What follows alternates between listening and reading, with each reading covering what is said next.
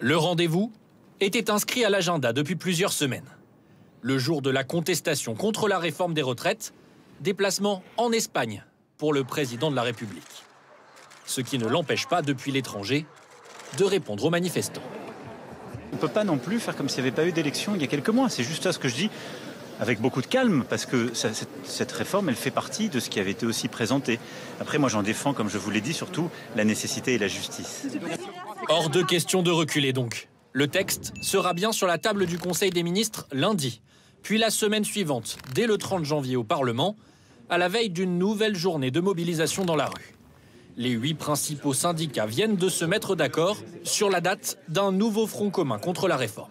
C'est une bonne manière de peser sur les parlementaires en disant ben voilà, on va de nouveau faire une mobilisation et vous allez voir que partout en France, encore une fois, dans tous les départements, dans beaucoup de villes moyennes, eh bien, des salariés se sont mobilisés pour dire qu'ils ne voulaient pas travailler jusqu'à 64 ans. Une deuxième manifestation que le gouvernement compte suivre d'encore plus près. Confidence ce soir au sein de l'exécutif. Est-ce que ça dure? C'est le vrai enjeu. Si on doit bouger, ce sera au Parlement, mais on a peu de marge de manœuvre.